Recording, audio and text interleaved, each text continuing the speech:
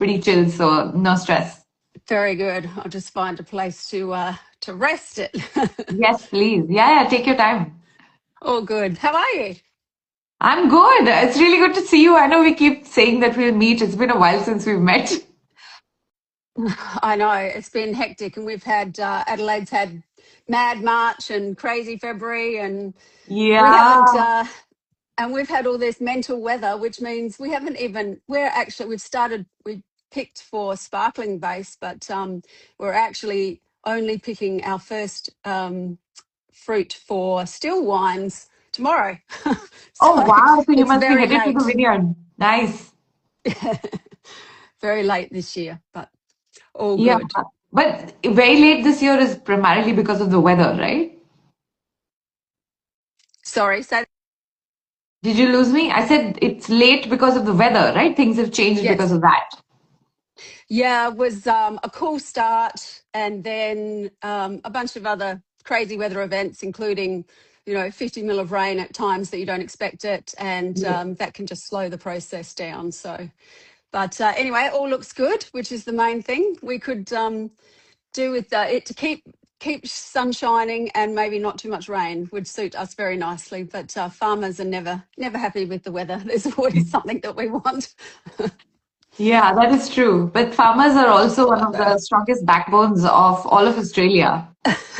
Yeah, well, there's a lot you can't control, so you sort of try and worry about the things you can control, and try and push the rest off to the side, because you certainly can't control the weather. All we can do is control our response to it, I suppose. Yeah, yeah.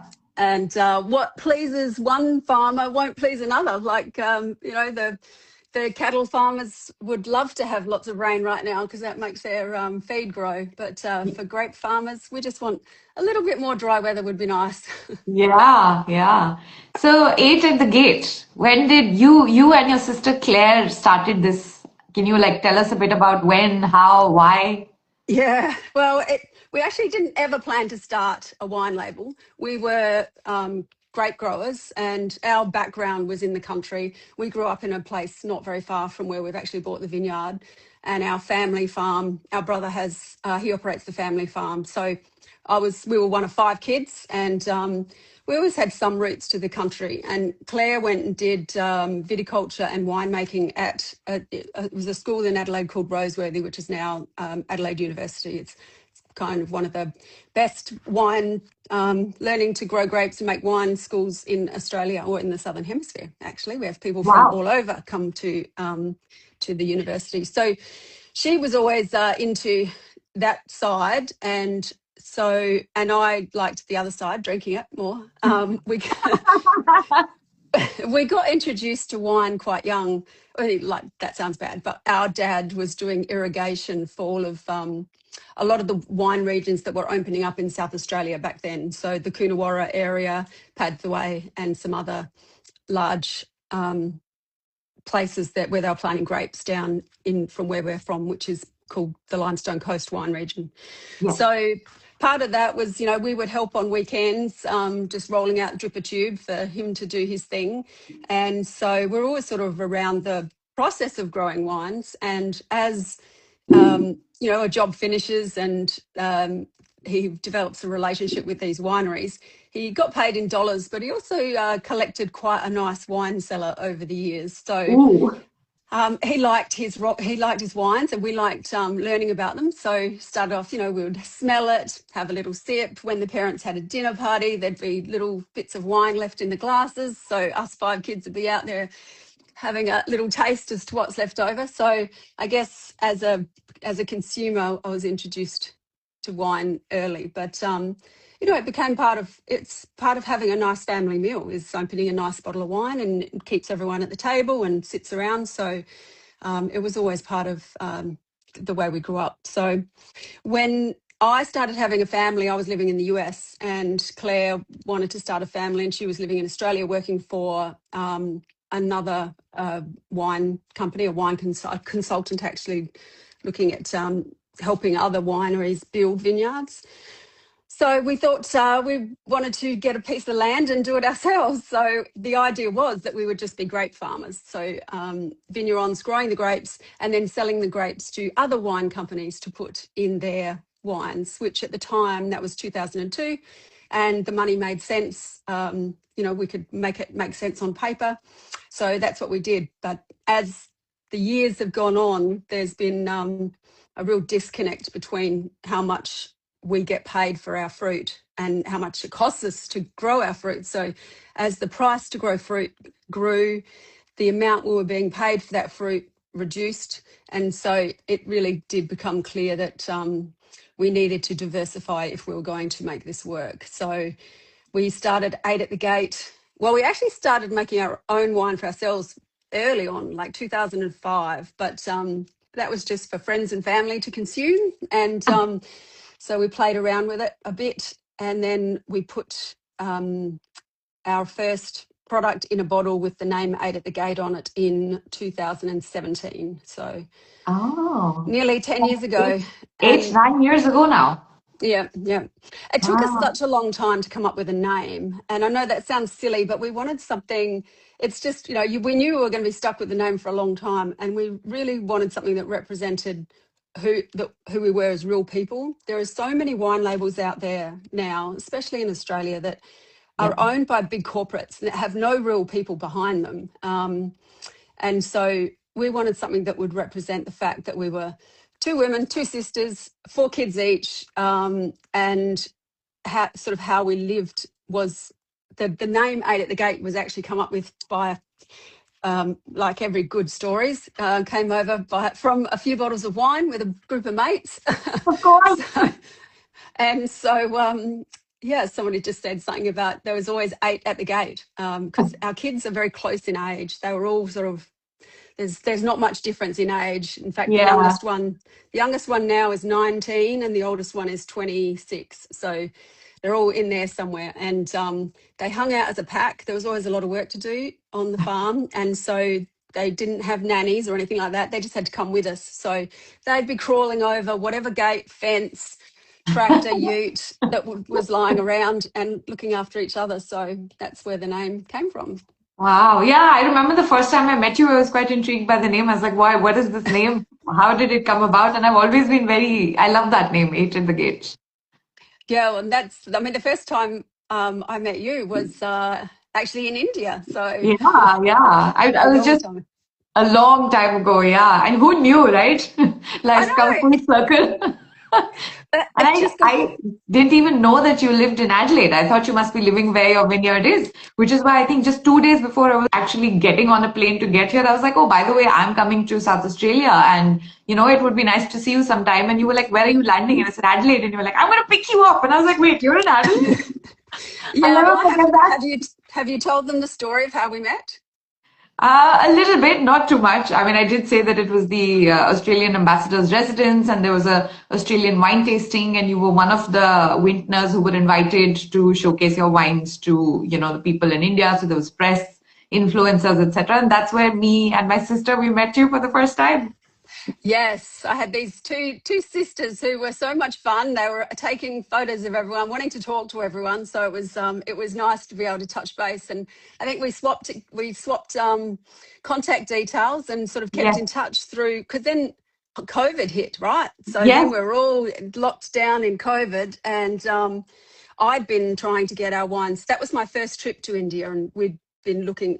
I went with the Austrade on an Austrade mission to yep. learn about the market and to see whether it was a market that we thought we wanted to be in. And so I think after 4 years, we did get our first order into India, and now we are supplying wine into India. We have Sweet. a white and a red. So Okay. it's India's a fairly new wine market for Australia, I suppose, in terms of getting different varieties or Sure. Yeah. brands there. I mean, Indians Um, traditionally haven't been known to be wine drinkers. India has mostly been whiskey and rum, etc. But it has been growing in the last 5 to 10 years that I've been noticing it. Well, and the thing that really struck me from the time, because I've now been to India 3 times, and one time I actually went up to the wine region of Nasik, which is Yeah. about It's only about 100 kilometres from Mumbai, but it's a 5-hour drive, which Yeah. for Australians, they'll know that you should be able to do 100 kilometres in less than an hour. Yeah.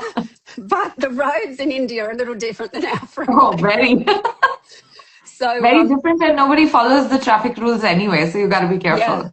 Yeah. But it allowed me to go to some of the Indian wineries, and there's some massive names like Sula and Grover Zampa, and these were all set out with beautiful function venues and all that sort of thing. And what struck me is that I think the women there really wanted to learn a lot more about wine. They didn't necessarily want to be drinking just whiskey and getting Yes. hammered. They want Yes. to have a sip of something with alcohol in them, but still be able to walk afterwards. Yeah, true, true. Yeah, the culture has definitely grown.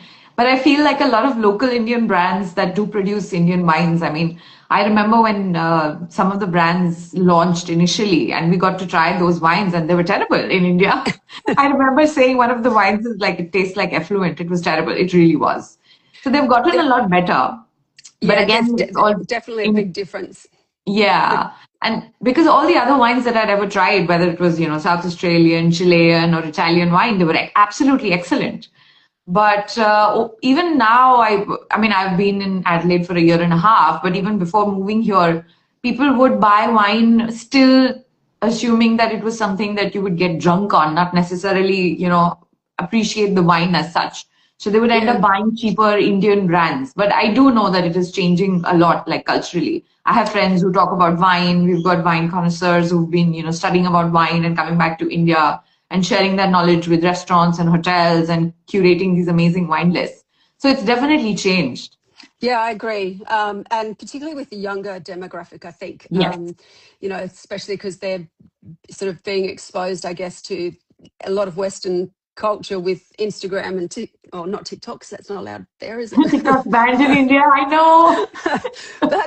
But so many, yeah, so much. The world is such a much smaller place now with the internet, and which is exactly how when you came to Adelaide.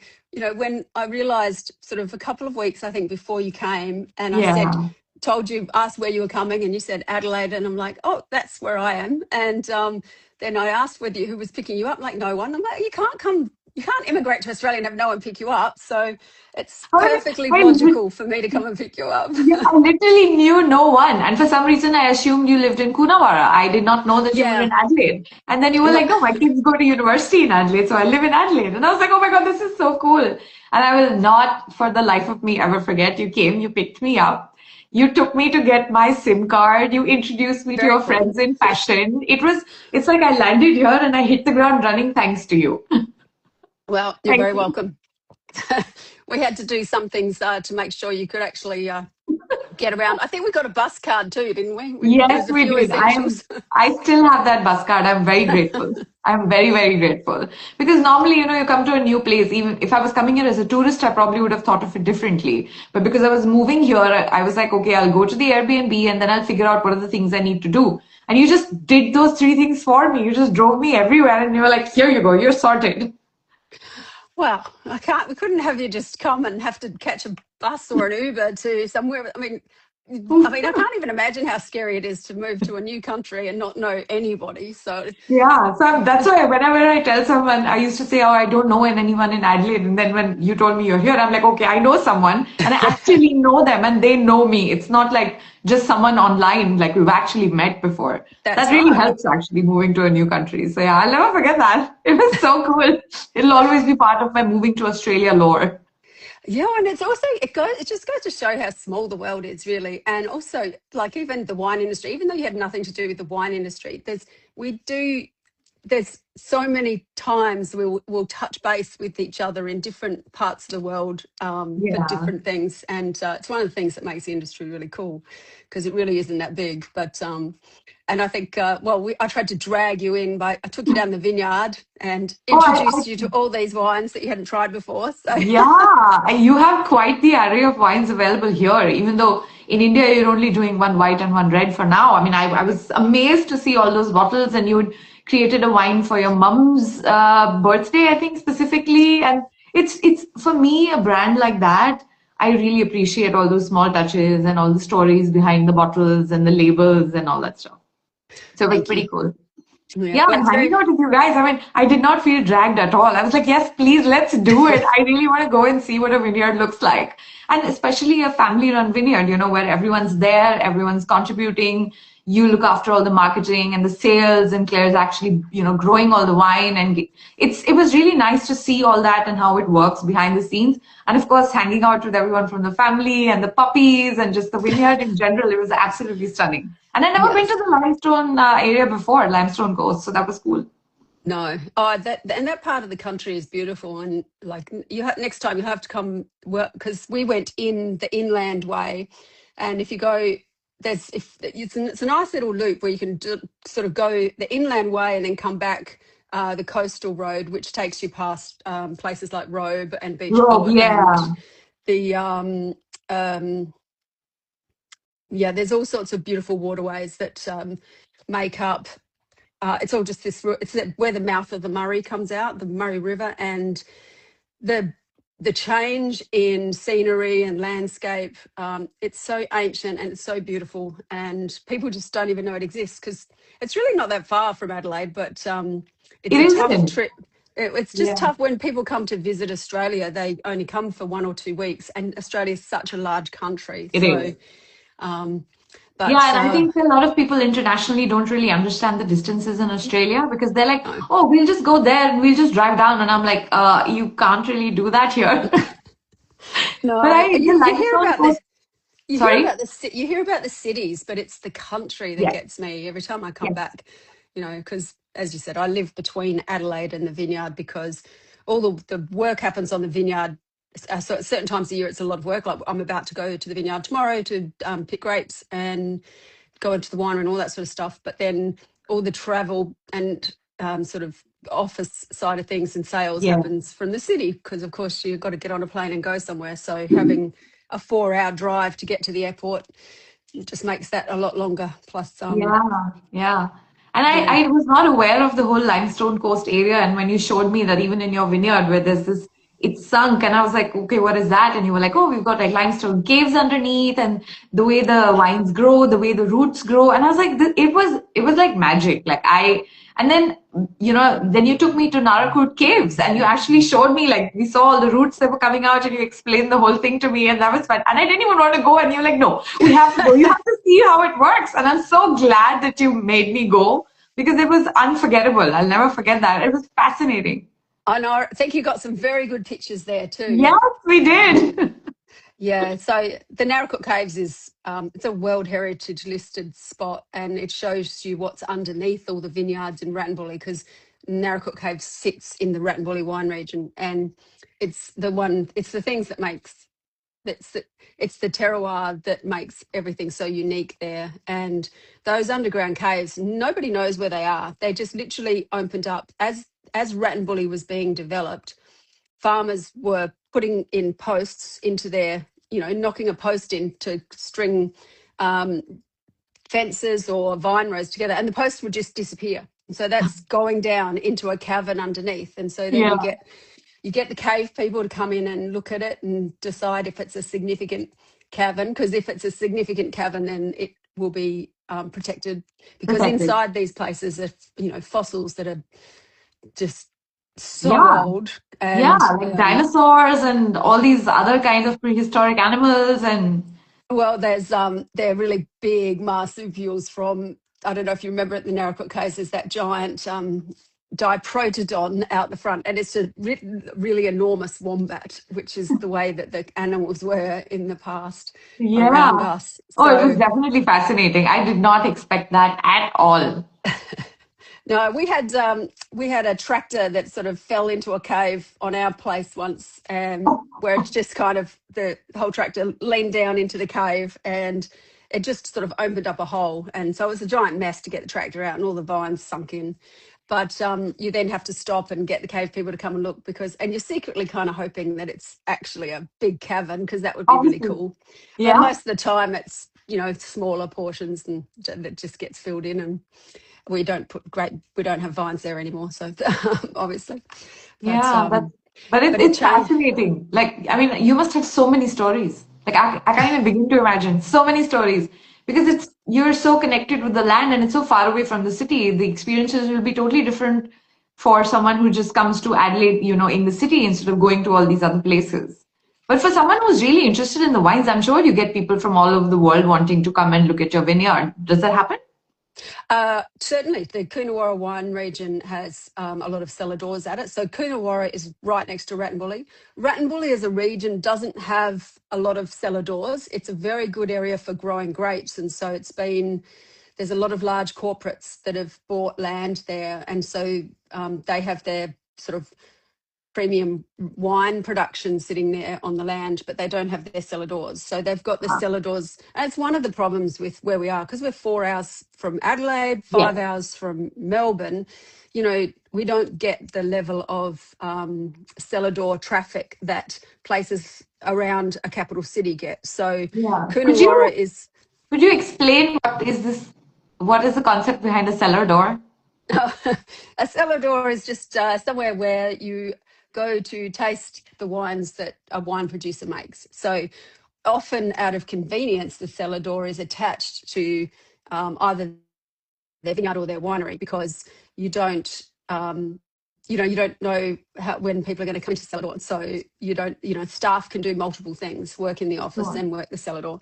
And we actually do have a cellar door in Coonawarra, because that's the main drag, but it's sitting amongst vines, but it's not our vines, because we're off the beaten track a bit. And just to be on the tourist trail, you need to be somewhere visible and easy to get to if you're a long way from capital cities, which we are. So coming to Coonawarra, there's heaps of cellar doors, and it's so easy to get to because they're all pretty much off the main drag, which is called the Riddock Highway, and that's the road that connects. You sort of turn off at Keith. If you're heading towards Melbourne, you turn off at Keith. I know your international guests will have no idea what I'm talking about, but hopefully South Australians will. Head Yeah. towards Mount Gambier, and that's where you'll find Coonawarra. And along the way, you get to do the Narracott Caves. And then after you've done the wineries in the region, there's a place called Mount Gambier that has some spectacular scenery through. There's a place called Umpiston Sinkhole and Blue Beautiful. Lake, which is literally blue Yeah. at certain times of the year. And Yeah. then you can hit the coast, Beachport, Robe, Kingston. And just look them up on Instagram, Robe Long Beach. It's Beautiful. Yeah. beaches you Yeah. have, I it's a had when long, I long, drove, yeah, when I drove to Canberra a few months ago, and on my way back, I drove back from, via Geelong. And then on the yep. way from Geelong, I also stopped at Mount Gambier for a couple of hours to just look at stuff. And the Blue Lake is actually blue, which was very unexpected. I was driving and finding a place to park. And then I was like, wait, what is that? And I'm like, oh my God, why is that so blue? And I'm like, oh my God, Nana, don't crash the car. And I'm like, oh my God, that is so blue. I mean, I did that till I found a parking spot. And then I jumped out and I was like, what is this? Why is it like this? And then I Googled it and I read about it, but it's absolutely stunning. And I think that it's not just one, there are a couple of places like that. Yes, there's some of the caves. In fact, some of the dive. There's a lot of diving that happens. There's a place called Kilsby Sinkhole, which is where a sinkhole is opened up to a cave underneath, but it's filled with water, and divers can go in there and have a look, because all these cave systems, they're linking up. They used to be filled with water, so it's at the path that the water takes from going, falling inland and then out to the sea. And those, as it gets closer to the ocean, it gets shallower and shallower. So it's fascinating. There's so much It is. that we It can is. learn about it. And it's one of the reasons why we have to protect the environment so much there, because the aquifer, the water table underneath, is so close to the surface. But it's why our region is a region that can produce so much in terms of farming. And I'm not just talking about grapes. We have some of the best meat in the world come from Yes. South Australia and part the Limestone Coast. It's a highly productive agricultural region because of its soils, weather, and access to that good quality, clean water. So, which was the reason we bought there in the first place. We could have bought a vineyard anywhere, but because my dad knew water very well, we really wanted to make sure we had access to good quality, clean water, as in not salty, because some of the other wine regions in South Australia really struggle with the level, the quality of water that they have Water, yeah. access to. And water is essential, especially when you have all this crazy weather and you could have, 2 weeks of 45 degrees, which is challenging. Yeah. It's pretty interesting. The weather here is pretty interesting. But I have to say this, Jane, you could be a really good brand ambassador for the Limestone Coast of South Australia because the way you talk about it, it's like you know everything and you're so articulate and it flows from you. I definitely don't know everything, but we're all good. We're all, I guess, ambassadors for the region that we live in. If you talk to any wine producer in the Limestone Coast region, they'll tell you all the reasons why they're really happy that they're growing there and not in some other regions. So the wine industry is really tough at the moment, and Yes, I can really only tough, imagine. Yeah. really tough. It doesn't help, all this global stuff, Yeah. The price like of the diesel and it's just absolutely nuts. Everything has gone up in price because of that, but you can't really increase the price of your bottle because, yeah. No, unfortunately, all of our inputs have increased by an enormous amount. And when you start having, I was just 3 weeks ago, I was sending 2 pallets to Hong Kong and there was some delays and all that sort of stuff. And I didn't get the final order until Friday. And now, that's going to cost me 50% more to send it. And I'm not getting paid anymore for it. It's just my costs have gone up. Um, and Yeah. yeah, part of us being one of the last regions to pick, some regions were able to pick when the price of petrol was, or in our case diesel, because it's all the trucks, was at a lot lower than it is now. But Yeah, it was we, half. It's essentially doubled yeah, already. Yeah. and True. difficult to get. So Yes, that too, especially in the more remote areas and regional areas. Yeah. And yeah, here, we even in the city, there are a lot of gas stations where if you go there past 3 p.m., it's out of stock already. yeah the well, hopefully we've got enough for what we need to do. It's really about the trucks, making sure that they've got enough to get it to the winery, because it's a perishable product. You can't run out of fuel on the side of the road and let it sit there for a few hours. It's got to get to where it's got to Yeah. go. But Yeah. so many farmers are struggling with that. Oh, yeah, It's absolutely. I've been speaking with some dairy farmers as well, and everyone's going through it right now. again perishable product. Milk. If Yep, you can't get your milk to where it needs to go on the day, exactly. Yeah. you might as well be putting it down the drain, which of course nobody wants to do. Yeah, and how is anyone supposed to be prepared for something like this, The guy with the orange hair decides one day to wake up and be like, "We will bomb this place." And you're like, What?"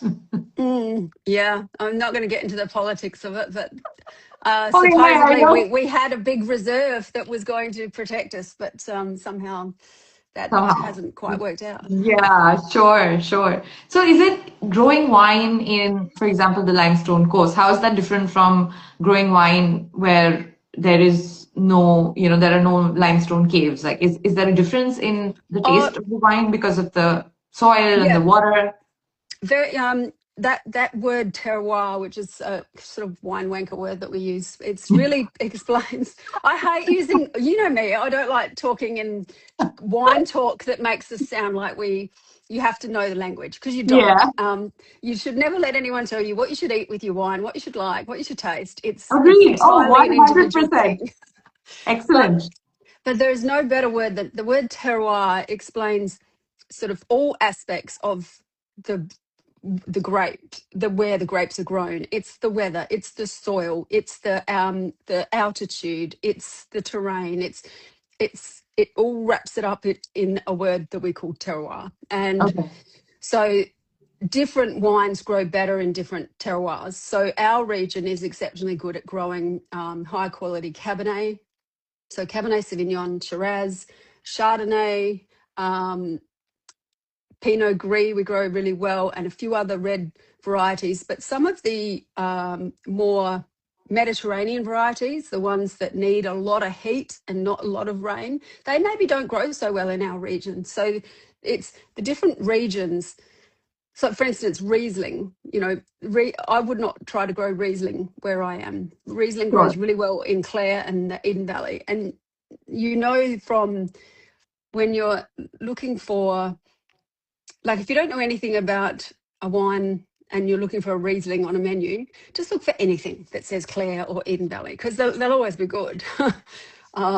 Yeah, I've Same. had some Claire Riesling, and it was exceptional. Yeah, Yeah. No, it yeah, is. It is. And so it's the same with other, yeah, some of the varieties that will not grow in our region are ones that are particularly, they might need um, to be a little bit more gentle weather from a cold perspective. We get very cold at night. So yeah. one of the reasons our fruit has a great intensity of flavour is it has what's called, we have a very um, a big diurnal shift, and the diurnal shift is just the difference in temperature between day and night. Yes. So Okay. even though it gets really hot during the day, we can still have 35 degrees during the day. Often that night time it'll be down at 5 degrees, and that really big Yeah. shift in temperature, it makes our growing season longer, because the grapes get all the good sunshine, build up all the good sugars and all that sort of flavor in during the day, but by having a rest at night time where it all cools down, that's when those flavors can intensify. So it Mm. slows the sugar ripeness, that process of getting the grapes sugar ripe down, Wow.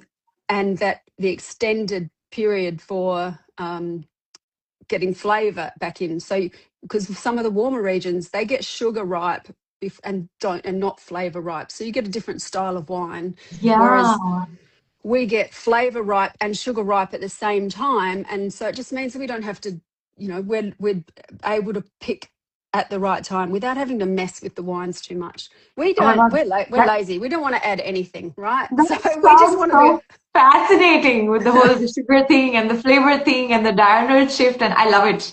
I mean, It's honestly, I mean, podcast was a good excuse, but I love these things about wines, and obviously because you're in it, you're actually doing it, you know it way better than, people like me who are just consumers.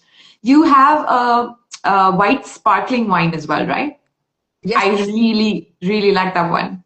Yeah, we do three sparklings. We have a sparkling, a non-vintage sparkling white, and we also do a sparkling red, which is really popular with people that think they don't like wine. You give them a taste of sparkling Shiraz, and they love it. It's Oh, yeah. cold, I red, tried that fizzy. recently. Yeah, and I equated it with the first time I tried a sparkling red.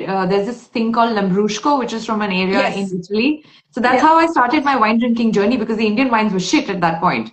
And then I found Lambrusco and I was like, oh my God, what is this? Why have I never heard of this before? And I was completely obsessed. And then it used to cost, it was expensive in India. But then I traveled to Europe for a vacation with my family, and there you would get like, a 2 liter bottle for like Yeah. $2, $2. €2 or Yeah. something. And I was like, that's what I was carrying in my backpack all the time. And here, then I've tried sparkling Shiraz, and that was very interesting. And I was like, oh, this is kind of similar. I mean, obviously the taste profile is different, but essentially it's a sparkling red. Yes. Yeah. Yes. And I think our sparkling Shiraz won't be quite as sweet as Lambrusco. But having said that, we do. There's all different sweetness levels. The one that we do, we didn't want too sweet, just because, and we didn't want it too high in alcohol either, because some sparkling Shirazes will be, 17% alcohol. And ours sits at Ooh, about okay. ours sits at about 13 and a half. So it means, you can have that second glass without falling asleep. So um, Sure. it's a What are very the good. what are the two wines that you're selling in India right now?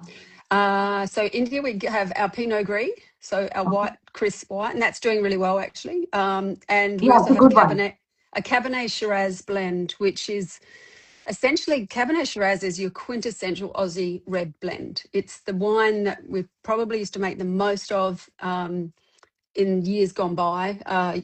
Don't see as much of it around now, but honestly, the reason we started making that wine is one of the grape companies that we were growing for was Treasury Wine Estates, and they have a label called Penfolds. And Penfolds was making a product called Bin 389, which is a Cabernet Shiraz blend. So some of the fruit that we were growing was going into that product, but they sell it for $100 a bottle. So Yeah. when we first wanted to make our wines, we sought some advice from a local winemaker. Her name's Sue Bell. She has a brand called Bellwether in Coonawarra, and she just said, "Don't start with too many wines.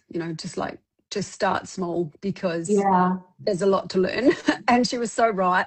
So when we knew we had to do one white, one red, we thought, um, well, we better use both our grapes. So that's how we decided to do a Cabernet Shiraz blend. And I literally just looked at the amount of Cabernet versus Shiraz grapes that Penfolds was putting in bin 389. And when we're on the blending table, we said, well, let's start there with those percentages. And turned out to be a pretty good mix. So, but Amazing. we sell it for a lot less than $100 a bottle. So Of they're course great. you do. Although Yeah. in India, I have to say, in India, as you know, the wine is so much more expensive in India than it is in Australia. Not It because is. we're selling it to India at a high price, but the government does put on a lot Oh, of yeah, taxes. just the excise and yeah, absolutely. I'm well aware of that. It's very, very But expensive.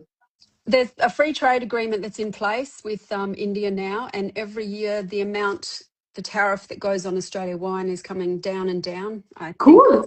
yeah. So we we've been selling to India now for 2 years, and Okay. And funnily where can enough, there's where can we find your wines in India? I know in Delhi, and so Delhi and the area right next to New Delhi. It's literally Gurgaon? over the. What is it? Gurgaon? I'll have to check. Okay. Um, It and must be Gurgaon because Gurgaon has a lot of alcohol. yeah, it's right. It's right next door. Like literally, you can drive over the bridge and you're there. Yes. So, Yes. Has to be Gurgaon, yeah. and Bengaluru, so Oh, Bangalore, nice. Okay. um, and hopefully Mumbai soon. It's Oh, sweet. the Indian states, or Maharashtra, I should say, which is Oh, the you're so good state. with the name. Good on you. And I yes, I have learnt a little bit about my geography. Yeah. Um, Yeah, because it's such a different language. It's like, it's like what's happening.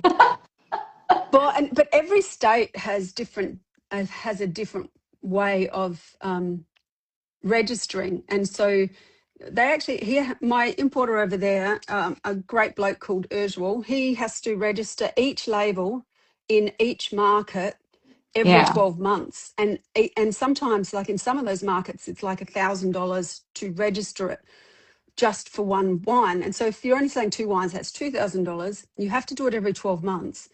And I mean, we've only started with 2 pallets. So, Yeah.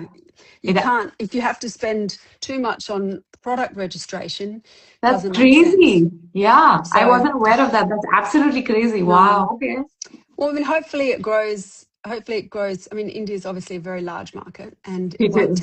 it won't take a lot of success to grow the market there. So hopefully it happens soon. So Yeah, um, yeah, I'm sure. Yeah, please, I need more cities on that list there. Where can I find your wine so that I can start recommending it to people? It's like, and these wines, where are they available? Are they available at specific, alcohol stores, or do you have other, like, do you send them straight to hotels? How does it work? to be honest, I send people straight to Urswell and he tells them where, because I think there's a long list. So Okay. I will, well, he has an Instagram account, Tannins India. I'll make sure I let you know, and you can tag it in, I'll tag or him. Yeah, yeah, yeah. yeah. That'd be cool. Yeah, yeah, absolutely. So that if So, someone because, wants to ask for your, the two of the wines that you're selling there, and they want to try the Cabernet yeah, Shiraz just blend, then they can just ask him where to get it. That would be cool. 100%. Yeah. And he knows where to point them, because then there's a few influencers over there that have done, oh, sorry, wine, not influencers, like wine sommeliers and people like that. They've done some wine dinners and things like that. And the products seem to be really well received, which is great. Yeah, yeah, So, yeah. That's nice. That's nice. India does have that, in Delhi. Like I have a couple of friends who are sommeliers and they used to give me all this gyan about like this is what this wine is, this is how it is. And I used to be like, just tell me. And I would try. I've always gone with the same attitude that you have, right? Like you drink it, you like it, and that's it. What more do you need? that's it. It's not that Yeah. complicated. Yeah, it's So, not that complicated. Sure. well, I'm looking forward to going back. I haven't been now for over a year, and Sure. I've really enjoyed India. It's and I want to be able to take Claire back there, because Claire doesn't get to travel much. And said, because when it's very different going to a market where you've already got your wine in there, because they're the fun visits, because that's when you go and get to talk to people who are either tasting it for the first time, the consumer, where when you're going to a market trying to sort of get them to want to buy your wine, it's Yeah. it's the whole sales process, Yes. and it's answering a lot of questions, and it's not it's go go go. And I much prefer going to markets where we've got the wine in place, and you're always busy. You'll do 10 appointments in Oh, a yeah. day, but it's a lot more fun talking to people over a glass of wine and than it is trying Agreed. to sell them a glass of wine. 100%. Yeah. No, even I was just So thinking that I got here about a year and a half back and I still haven't been back to India. So I'm like, oh, that sounds oh, nice. Maybe we can coordinate our travel yeah, together and do some stuff. exactly. Well, you can't go now. The price of Oh, fuel is now, ridiculous. Can't. go now. I can barely afford to drive right now, girl. I can't I take a know, flight. right? So you and Meg, your daughter, you guys have been doing some really cute reels recently. Oh, How did that happen finally? And are you going to keep doing them, or was it just a blip on the radar? well, Meg finished her occupational therapy degree, and so she's been working for us sort of full time for the last 3 or 4 months. And Excellent. it's all Meg's idea, but she just started her first big girl job last week. So Okay.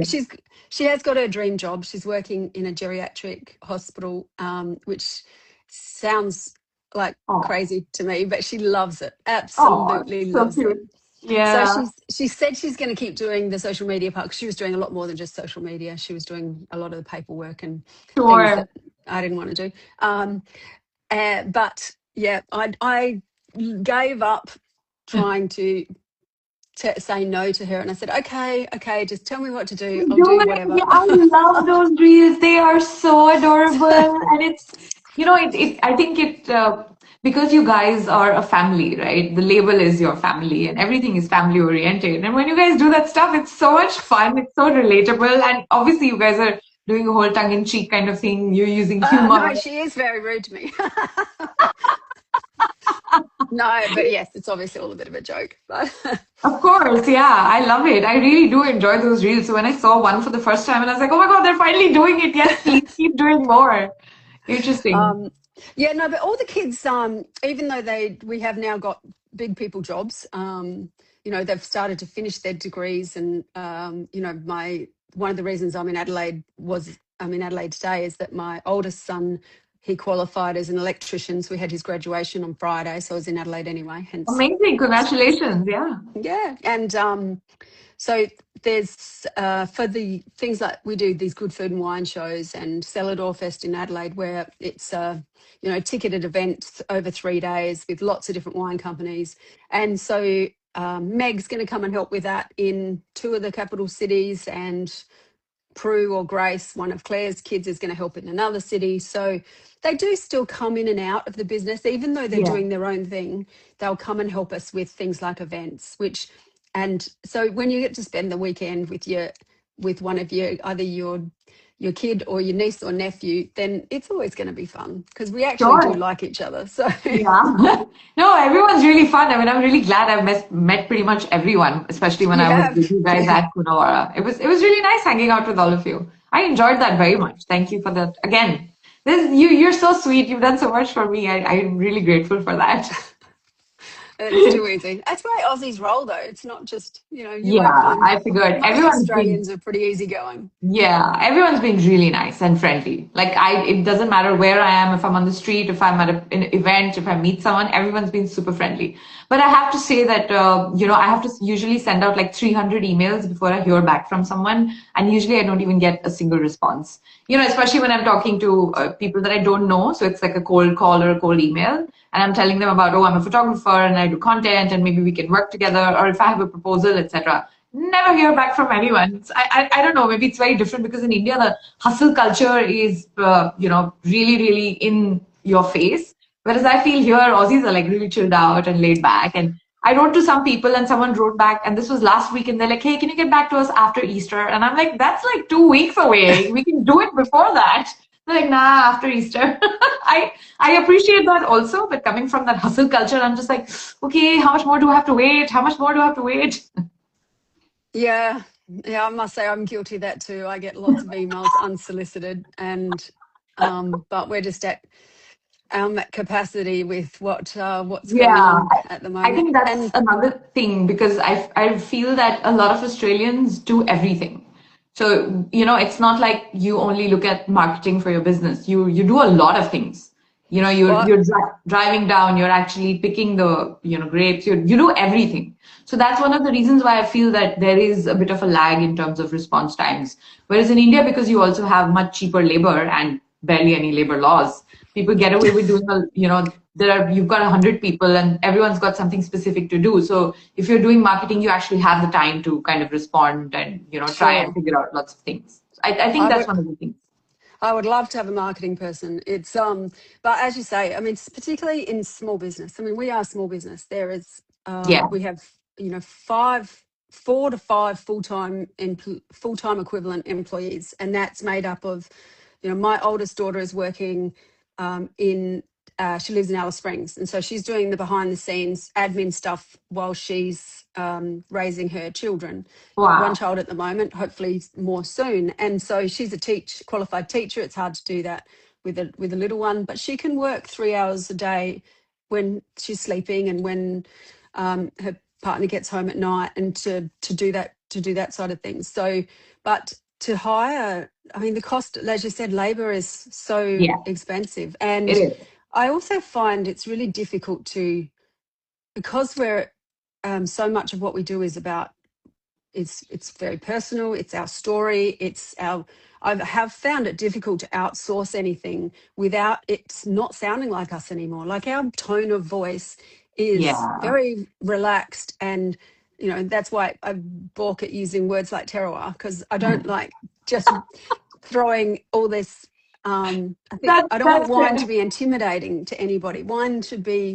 It shouldn't be that complicated. And whereas when you get other people to do it, everybody's got an idea of what they think it should be. But it's hard to Yeah. do some of this stuff without doing it yourself. But it's certainly at the moment, it's the most challenging I've ever seen it. Like, the wine industry there's an oversupply of fruit Yeah. globally. The costs have gone through the roof. The younger generation, the younger demographic, seems to be more interested in, drinking sugary vodka mixed things in cans, which I can't understand because, Neither can I. well, it's just like, when it comes to, or even people talking about being healthy, but like a glass of red wine really is as healthy a alcohol as you can get. Like, it's got lots of goodness in it. And we're For not talking sure. about drinking. You don't drink six in a stretch, a glass of wine a day. There's a Have reason why you blue zones have you thought of have. any like, interesting, innovative like product ideas? Maybe not just sell, bottled wine, maybe come up with something that might appeal to the younger generation, like, like I don't know, Yeah, definitely wine. looked at definitely looked at packaging, like doing different format. There's all sorts of different formats you can do. There's some really, but the biggest problem with those is those unusual formats, like little tall, skinny little bottles or pouches or cans. They all have a MOQ, minimum order quantity, that is just so big. And so if we did that, we would have to do pallets and pallets and pallets of it. And then if it doesn't get picked up by a big Yeah. distribution outlet like a Dan Murphy's or a BWS, then it's us trying to sell it. And we just don't have those feet on the ground to do it. That's a tough sell to sell that much. Like, Fair enough. one Yeah. sale at a time. And of course, the Dan Murphys of the world, they're owned by Coles and Woolworths, and they do this under their own labels, or that are Yeah. not real, but because Yeah. they have the outlet, that's where you'll Exactly. find those products. So the interesting wines and the more interesting stories, we can't get that creative with some of the packaging ideas simply because Mm. of the minimum order quantities. Although Mm. I know some people have done wine in cans, some of the people around our region, but only for like one SKU that they know they can sell through, Yeah. Maybe like a you could sparkling. maybe you could just have, a new label and just use your wine bottles that you already use, but have a label which is different. Maybe the whole bottle is covered with a graphic and it's, targeted towards young people and it's like a fizzy mix with, I don't know, a flavor or something like that. Just do Yeah, it in the yeah. bottle and it's like you can drink the whole bottle. It's only 8% alcohol. I think There's no need to buy there's 4 vodka cranberries. yeah. There's definitely some regions that are doing that where their grape, the price for their fruit is even lower than ours. So we grow what's called we're in a premium grape growing region. So we Yeah. grow premium fruit. We don't have anything that sits at the low end. You know, when Yeah. we sell our wines, our retail entry level wine sits at $30 Australian retail. Whereas there are some other regions that the quality of the fruit is sort of not the same as ours, and so you can get more creative with Yeah. throwing in flavors and things like that. But what happens with the type of fruit that we're growing, it costs us a lot to grow that fruit, so you don't want to mess up the final product. Like, our cost of production is a lot higher than other regions, simply because our yield is how many tons of grapes you grow per hectare. And Mm-hmm. in our area, because we're a cool climate region, we grow a lower tons per hectare than some other regions. Yeah. Okay. Hence our cost per ton is higher, because we can't get, for instance, in with Cabernet, we're growing 7 ton to the hectare. Whereas if you're growing that in a warmer region, you could be growing 25 ton to the hectare, and it still Ooh. costs you the same, but to grow it. So Wow, that's a yeah, huge difference. Okay. Hmm. yes, it is. And even if we tried to grow bigger tons, we couldn't, and we certainly wouldn't get quality fruit. So we keep our yields low to get as good a quality fruit as we can.